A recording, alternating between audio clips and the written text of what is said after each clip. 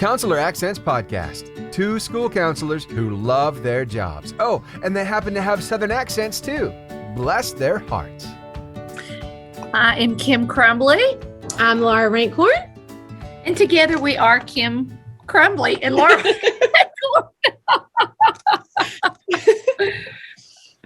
because we have discontinued our partnership in business. No.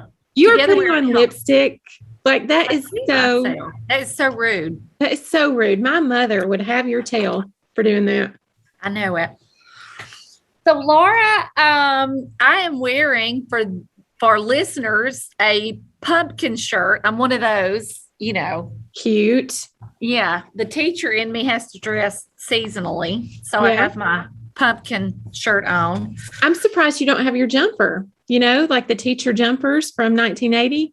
I have saved those. I'm sure you have. And I'm sure I missed my best years. I missed my most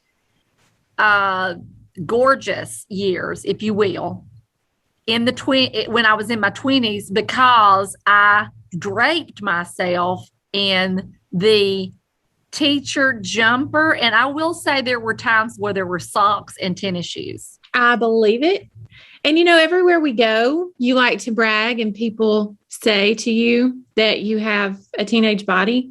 Yes. I don't think it's I say, darn this teenage body, because it's scary when they turn around and see the face. It's like, yeah.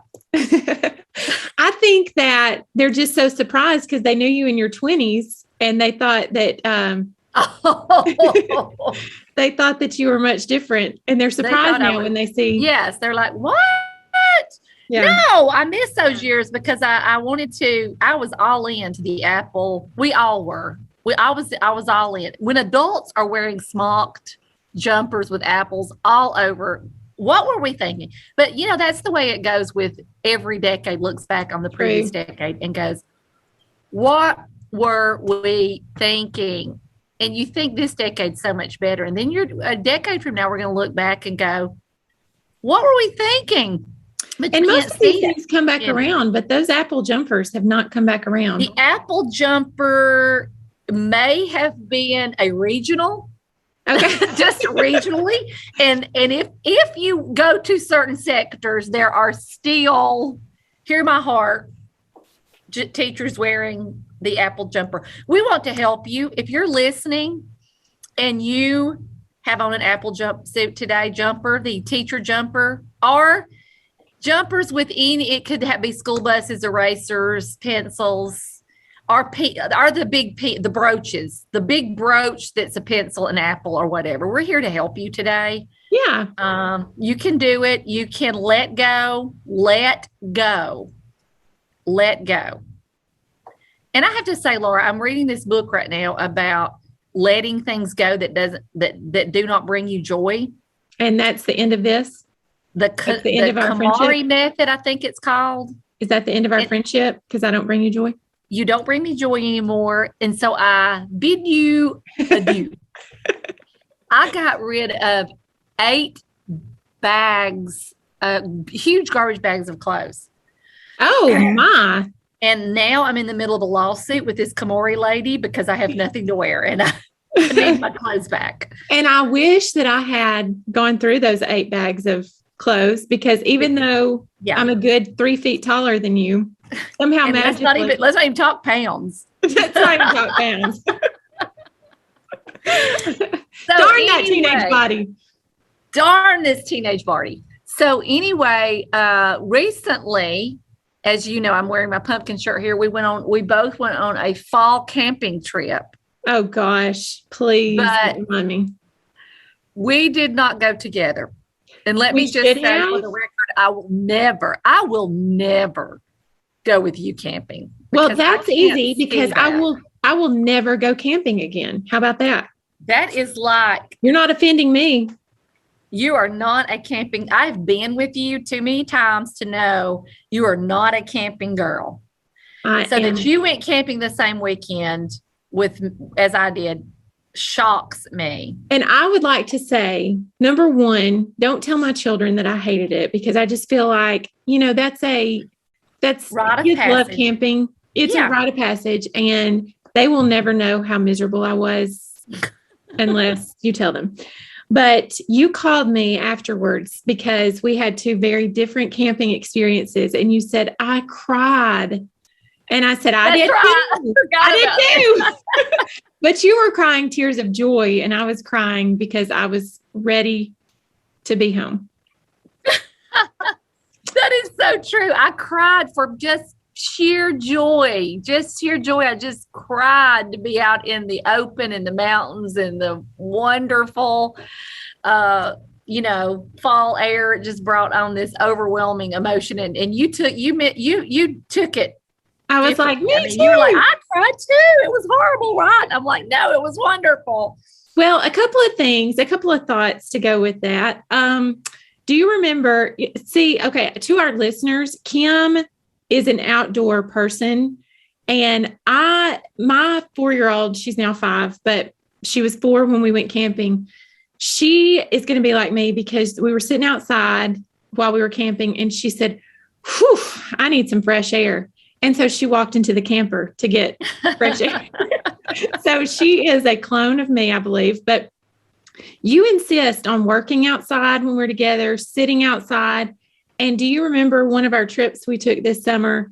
We're sitting there and I got bitten by 2 stink bugs. Who even knew that they bit, that they do? And let me just say, I paid for sitting outside with you because those stink bugs, not only were you stinking, or at least you claimed it was the stink bug, but it was like literally your leg swelled up to twice its size over it. And who does that over a stink bug? I realized she's not been acclimated at all to the outdoors. No. So it's all new to her and her body doesn't know what to do. I got eaten up by ants. Let's don't even mention the mosquitoes. And this was South Alabama where mosquitoes are as big as squirrels. Yeah. It was bad. But my camping trip was wonderful because, my goal always is to see a bear, which is exciting, and I will tell you that we did have a bear walk across our school campus one time, which was very exciting. And because they traversed this way to the mountains, we were told. Okay. I've never heard of it before, but occasionally they come through North Alabama. But we were actually, me and my husband were actually, and my husband is legally blind. And I don't say that to make you feel sorry for me, but I do a little bit. So we're out by ourselves. There's nothing to get, we're all alone. And we come up on the biggest bear that we have ever seen. Well, my husband can't see it. So I'm saying, Philip, be still. There's a bear. And he's like, where? I'm there. And I'm like, just be still. And we could hear one above us in the cherry trees. It was the biggest bear. I need to shoot a picture to use to put on here. But it was after we survived it. I'm like, let's just stay very calm and still. And it walked right past us. But that was the most exciting part of our trip, to be where we couldn't get anywhere to get away from the bear. That is scary. We were very close. We came up on it and we were very close. So it was exciting, scary. So we did snap pictures. That is exciting. The most exciting part of my camping trip, was when my Ellie Blair, she got on the merry-go-round and she was just letting everybody twirl her around on the merry-go-round for a good solid 20 minutes. And so then she came over and sat in my lap and she raised up and looked me in the eyes and threw up everything she had eaten for the past 48 hours right there in my lap. Oh, that was the most exciting part of my camping trip. Mm-hmm. Again, not going with you or your family ever. No, because somebody's always going to throw up. That's just the way it is. It is. That is always going to be a common denominator on any trip with you. Is there will be. I don't even want to say it. You're making me sick. Talking to you makes me sick. Talking to you or your family. Well, I do want to tell you this story. A couple of years ago, we went on a family trip up to the mountains that you were in. And so we had a cabin because we don't do camping. We had a cabin, and my mom and my Victoria Bell, my older daughter, they were sitting out on the balcony of our cabin. And my mom, who also is legally blind, That's actually not We true. don't say it to make you feel sorry for us. She had corneal transplant, so she's not blind anymore, but she is a little bit blind. She says it's like bacon grease is smeared over her eyeball. But anyway, that's not funny, and we shouldn't be laughing. It's just the Southern way of explaining what her vision looks like. That was perfect because I get that now. Yeah. Now I know how she feels. Because who hasn't had bacon grease? Who hasn't? So she saw something out of the corner of her eye. And so she said, Victoria Bell, get inside. Get inside. So my daughter, thank goodness it was my older one who obeys at the commands. She went right in the cabin, and my mom did too. 3 bears got up on the balcony. I 3 remember bears. this. And I'll have to post the video of this, but yeah. And Please do, because that's so funny. They got her little lovey, her little stuffed, it was a beanie baby, and they got it up in their mouth and kind of shook it around a little bit. And so that caused her to have an emotional, but she's still Poor Lovey.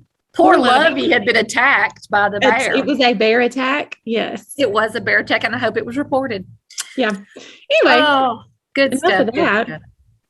So today we're going to talk about a subject that is not my favorite subject to talk about, but it is very, I think, as a school counselor, Laura, preparing to fail, failing to prepare is preparing to fail. And I learned this the hard way. And I want all counselors to learn from our mistakes. And I'm sure some have done far more than what we're asking you to prepare for today. Yes, I was going to say that we have a very special guest with us today, and it's you. You are the special guest. I want more than a very special guest. A guest with a teenage body. Darn that teenage body. But a few weeks ago, as we were bantering back and forth, I asked you if you would prepare this for us, just talking about those moments of crisis that they're really inevitable when you have as many students that we deal with and as many families, parents, teachers. You just never know.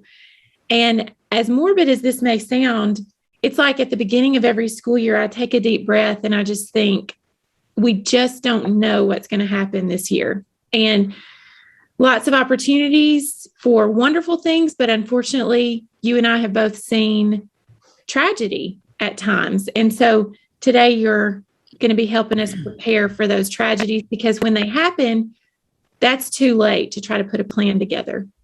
For most school counselors, we are the gatekeeper of this. This is where you're going to be looked to for guidance from your administrators and from your leaders and from your teachers and from your students. They're going to look to you. And so I will say that I did learn this. And this was the first year that I was a counselor at this school, which was the first year I was a counselor, which was 11 years ago. And I was getting ready to get into my car to come to school when I got a call from the school that said there had been a death.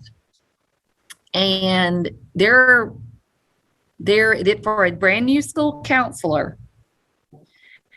you're up. So I got to the school and I learned I handled everything. I hope I did better than I feel like I did, but I feel like I did really badly. But so I walked into a situation with sixth grade and they were out of control. I know now what to do if it's that level of emotion coming through and it's out of control, because it really was out of control. I had community members and pastors and all these folks showing up looking for direction.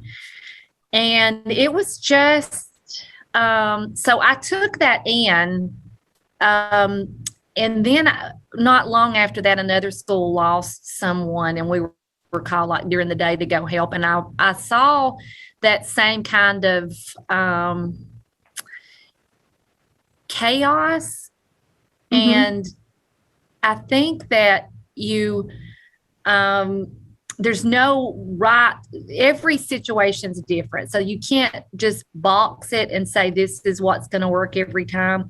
But I do think that having some things in place that you will not have to think about will make you feel more secure. And a lot of things that happen, we're affected too as school counselors. We're very much affected.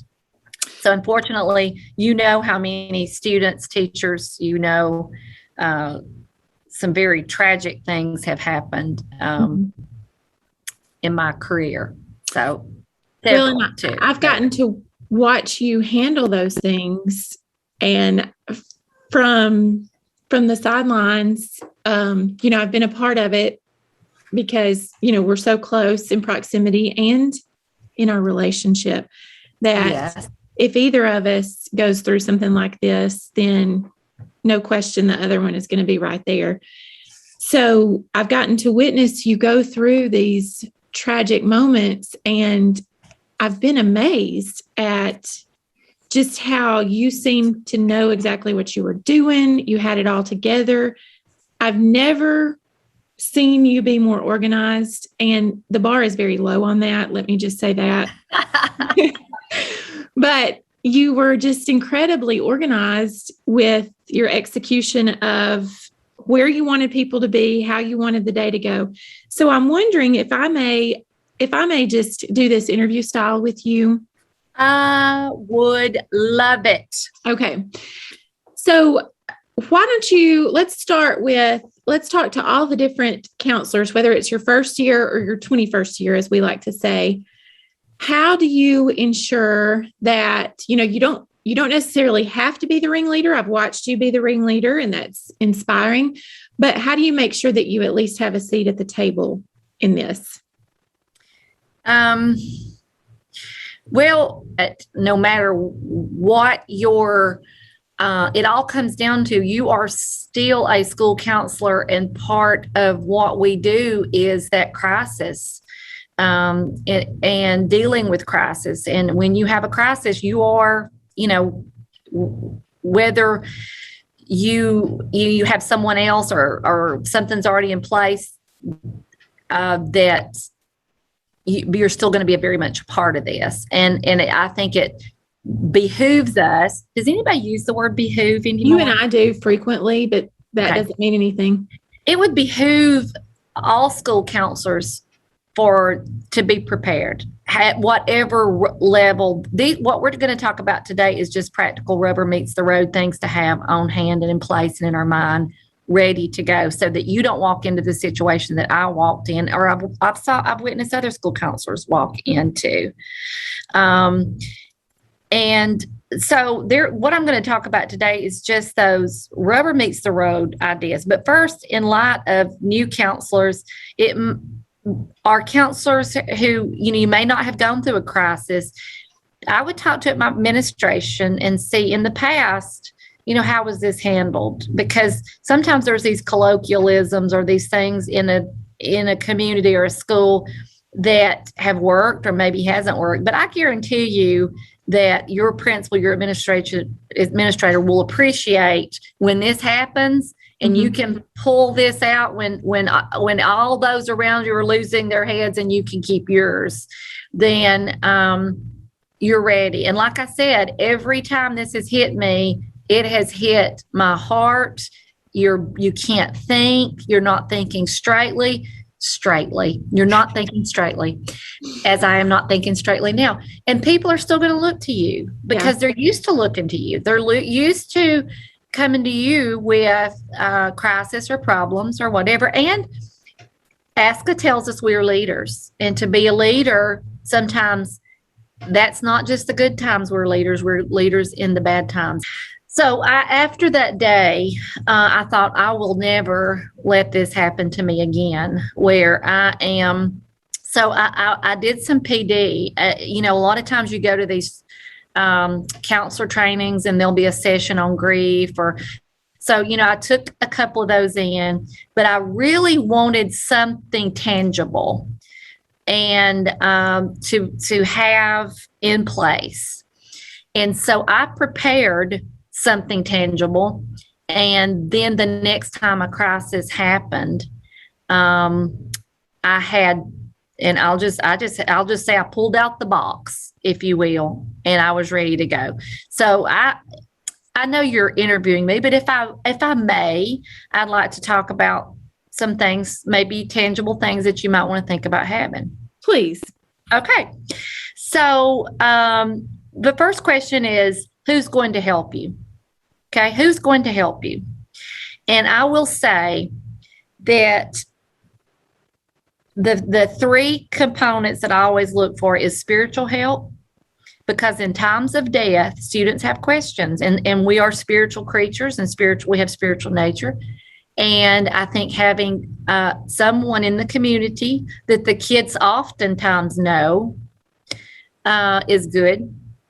And also having a therapist, maybe, remember, we're school counselors, and a lot of us are able to do therapy, but our role as school counselor is different. And we need that therapist. So if you know a therapist, and then I would say some really good school counselors, not too many. And on all of this, I would say not too many, because according to your school size, you kind of have an idea. So beforehand, usually the person that I go to is a local church, and someone locally who has a good reputation, and that person is going to be he or she will know that when this happens, you will get a call, and I want you to be up at the school. And I'm going to tell you what I do for that person in just a second. Okay. I go ahead and know who my counselors are going to be, and I know who my therapists are going to be in case something happens. You might want to jot their names down and mention that to them. A lot of people, let me back up and say, again, every school system's different. We now have a supervisor. I do. I have a supervisor who, when I started this journey, I did not have a supervisor. And a lot of folks don't have a supervisor like I do. And she is prepared. Let me just say, this woman is prepared. So she's prepared, but I need to be prepared also. But before I had her, and a lot of people don't have a her like I have, the supervisor person that knows what to do in a crisis. So anyway, think about who. Think about where. There always needs to be a space in the school. And my space at two different schools I've been in, one was an auditorium, one was the library. So think of a centralized location. Already have it in your head, because you're going to share this out with your team. You already know if it's the librarian knows we have this happen, we're going to need the library. When, and there are some wins to this. Go ahead, Laura. Do you have a question? I do. So the where, just for clarity, is this where counseling will be happening? Crisis counseling? You will need a central hub. You're going to need a central location for now. Your counseling, for me, the library has served well. The auditorium served well because people could get away and couldn't hear one another. But that at least needs to be a central location where people will meet, where people will come, where, and probably where most of your counseling will take place, in different locations within that big area. So there's a win to this. And as this is what I have done in the past, and it is very valuable to me, is if it doesn't happen during the school day, it happens like during the night or over the weekend, we have the principal and I will have a meeting with all of the staff before school starts. Because let me tell you something, the staff needs direction. The staff, the teachers are the people who are going to be in the classroom with those students, and they need to know what's the plan, and they need to be seen and heard. And I try to make this where anybody that comes in to help, they're not present when we have the staff meeting, because it's like a family. Mm-hmm. And just like a family needs time to grieve together without outsiders, I think that having that staff meeting, and that's already in place with my principal. He knows we'll meet at 7:00 here at the school if we have a death, all the staff. And of course, we all have these reminds, and we have the phone calls automated that go out. So whatever, meet at the school 7:00. So when the staff comes, and this seems like a lot, but and you're gonna have to make this your own. But what I have is a list of activities because the teachers say, what do I say? What do I say to the students? They're hurting. What do we do with the students? So I have a list of activities that I give the teachers, and it's stuff like illustrate a picture, take a walk around the campus, write notes to the family, which you will check as the school counselor or teacher. I have done sign hall, in a mural in the hallway. You said Muriel. Did I say Muriel? Muriel, because my friend Muriel. Merle in the hallway. Listen to music in class, write a story about a favorite memory. And then I also have for the teacher, take care of yourself and ask for a break. And the administrator knows beforehand that we will need subs according to the size of your school. So you will need to get those subs. Now, a lot of times administrators don't think of these things. So that's why you're thinking of them beforehand, that we will get X amount of subs to come in and rotate and let these teachers have breaks. Now, any questions on that? So now that's not the only thing I'm going to put in the teacher's packet. I have these manila envelopes. It's got, and you can find these online, or your school system may have one or whatever. Local funeral homes have things to help with grieving, even grieving students. But I have how to talk to your students page in here. And it's, it's very, and it also has ideas of things that students can do. So you can find these online, just these help school crisis plans, a lot of things online, a lot of things for teachers. What to do, maybe what to avoid doing or saying. So I would have that packet ready to give the teachers. And let me tell you, that's a lot of comfort. And I learned a valuable lesson when I lost a high schooler. I realized my high school teachers didn't have crayons, and they didn't have art supplies, and they wanted them. And the kids wanted them in high school. We lost a senior. The kids wanted them. So I learned to get with younger grade counselors and say, I need you to gather all the crayons and markers and paper and art supplies, whatever you're willing. And, it just flooded in. So they're going to, you be flexible and the situation, but those teachers appreciate you as a leader telling them, these are some things that you can do today. Yeah. To help you, because they can't think either, but you've thought ahead of time and you've helped them. So I will say this, and this has helped me too. When I was at a bigger school and it was a big campus, for the people who come in to help me, I have a head counselor or therapist, and that person, because I can't deal with all the counselors. I can't deal with the therapists that come in. Even, I've asked 8 to come in, or however big your school is. I can't deal with them. So what I do is I have a person who's in charge of them. And when they come in, they sign a sheet. So I know the therapists that have come in to help me. And the head, whoever is helping me as assistant counselor that day, they will give them their packet, which will have a map of the school, and it will have tissue in it, and it will have pens, and it will have something to write on, notebook or something, because they may want to jot down something that they have found out that they want to share with you later. But I'm not having to deal with all of that. So they have a sign-in place that they come.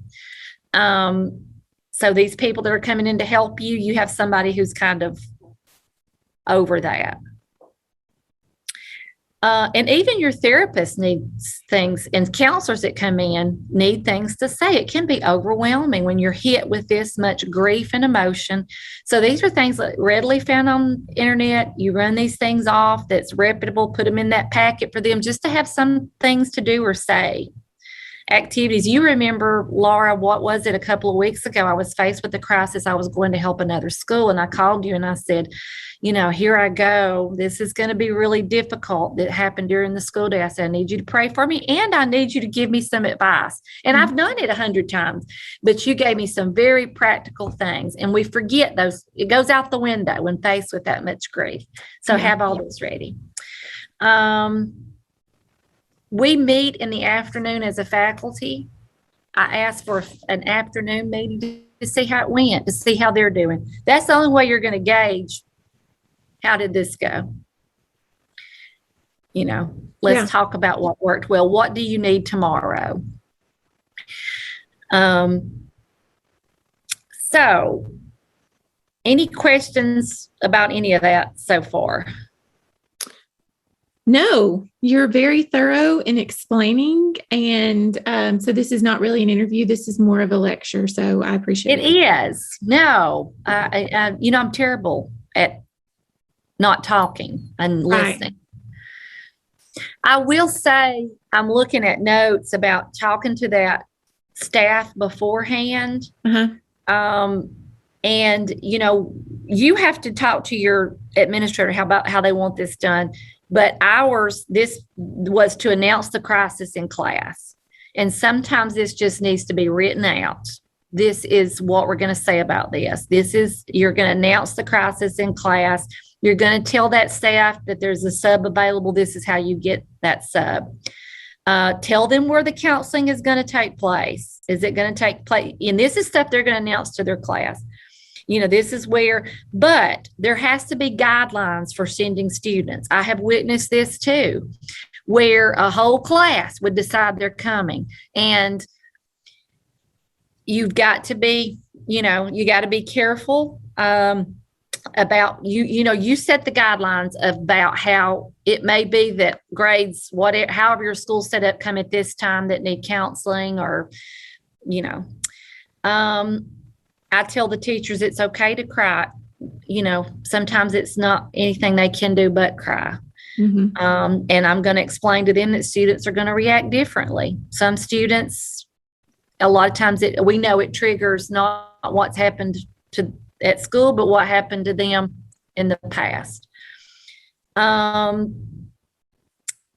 I talk to them about students who I call them contagions, and that sounds awful, and I don't mean it that way, but I have seen this in middle school where the drama of it overtakes and it just kind of a contagion until you've got who's crying the hardest and the most, and you have to watch for those things. So if I have somebody who's starting to get out of control, and you know what I'm talking about, use common sense, then I would pull them aside out of the line of everybody else and deal with that situation then. And then you just normalcy as soon as, and as you can, because that starts the healing process. And we have sat in meetings, and Laura, you've sat in meetings with me where we have dissected this with other counselors, and people have very, very, and we're not going to get into that here because that's not our job, very strong opinions about what you should do and should not do when there's a death of a student. And we're not going to get into that because what we're talking about today is just being prepared. Just you emotionally and physically are going to be at your limit during that time. So you have to be prepared. So these are just practical. And I have a box where literally the packets stay and some books, children's books are in the packet. And those are ideas that you can plenty online that you can get. So do you have any other questions about anything else, Laura? I mean, are you finished or? I will finish when you tell me I'm finished. Do you think I've covered everything? No, I don't. Okay. Go back to, you said that it was point number 1, who's going to help you. Uh-huh. And you talked about you're going to go to your community members, your local church, stuff like that. You're going to communicate beforehand and explain how they will be contacted and what their role is going to be. And then you said, I'm going to talk about what they're going to do later. Can this be later? It can be later. So if I am asking maybe a local pastor to come into my school, and especially if you're in communities, rural communities, and this has happened where people come into the school and they want to help. And I saw this in other places too. They love the school or whatever, and they just want to be there and help. And I'm not talking about therapists or counselors. I'm talking about that you want to be careful who is speaking to these students. You want to be really, really careful because it is a reflection of, well, what the policies of the school are, yourself as the school counselor, the representing the school. So I would just be really careful who I got in that role. A lot of kids look to these people in the community, and they're maybe part of a boys club after school or a girls club after school or in their youth group, and they know these people already. Make sure you get somebody that you can trust, that has the best interest of the kids at heart, and that person could help you deal with the folks that you don't necessarily want talking to your students. Okay. Does any of that make sense? It does. Yeah. So I'm saying all that very carefully because every school is different and every situation is different. But for me, I wanted to be very, very careful who, just because you lived in the community doesn't mean you know what to do to help bring the kids forward and help them.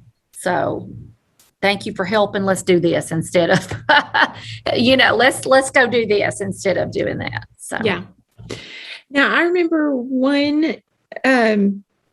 let's see, you made one phone call to your advisory council. So can you talk about your advisory council's role when there's a tragedy? And yes, I will. And Laura, you know that you and I look at our advisory council as much more probably than others do. We look at it as our cheerleading squad. Mm-hmm. And we expect them to tell us the good, the bad, the ugly of what they're seeing and what we need to be doing, what we don't need to be doing. And part of what my advisory council does, and they have done it. Unfortunately, they've done it more than a couple of times. But one of the things that I found early, and it was at another school, that when people come in to a school that they have to eat, they're just these practical things. And I have seen people trying to figure out, should we run, go get, whatever. And I thought that's one thing that you could do beforehand. And so I asked my advisory council to take care of the food for the people who come in to help with this crisis, but they go above and beyond, and they also provide food for the teachers, which is such a blessing. And let me just say, such a comfort. It's amazing when an outside, like I said, the school is like a family. Mm-hmm. And it's almost like when someone from the outside comes in and something very practical like feeding you during this time, it's just healing, and it's very emotional thing to have them come in and serve you and check on you. And so one call, and we discussed this at my advisory meeting this year. We don't talk about long, but because most of them have been on the advisory committee and they know. And the new folks there, I tell them, when we have an emergency in the school, I will be calling on you guys, and that's part of what they do for me. And it might be just a part of your advisory committee that does that. So that's just an idea, and it might not be your advisory committee, but I would have some idea of how you're going to just practically feed these people. So, and offer comfort. And I know the last time we had something happen, our school system brought breakfast for us. And then we had, so you might want to think about that too. People want to help. Here's the deal. When something like that, they want to help. And this gives, you're already thinking ahead, this is how you can help. Mm-hmm. And you have that in place. And you're not going to deal with it. You don't have time to deal with it that day. Right. So.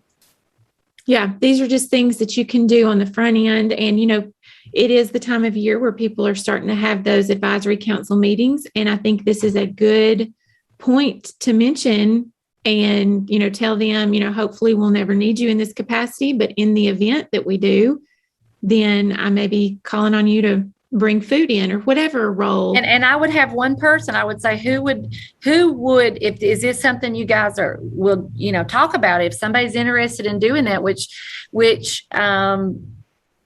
somebody that's their niche, if you will, is cooking, or they know how to get this done or who to go to get this done. So it may be a good idea if you're assembling your advisory council this time of year, it may be a good idea to have somebody who runs a restaurant or and that's for many more reasons than just that. Yeah. Right. So you got to think about those things. Yeah. And of course, in the South, food is our love language. And, some of these churches have the potlucks. And so all you did, I think, one time was make a phone call to one of the church ladies and you had casseroles for days. Yes, they were delicious. And that's true. That's true. I think if people would use their community, maybe more than they think about using their community, and that's a whole nother podcast. But when you think about using your community and the resources that the community have in so many areas, it just makes you look better, your job go better. And we always say, just because you can doesn't mean you should. Sometimes we need to give other people opportunities and think of it that way. So well said. I hope that this may raise more questions than it answers questions. So bottom line is take an hour this week to just think some things through and assemble. Even if you don't run it all off and have it all ready, just think it through and maybe assemble some of the things to have ready to go. Just have it in your mind. This is what I would do if this happened tomorrow and I had to go. I had to go with it. So it's at least good to have a conversation with around your leaders in the school.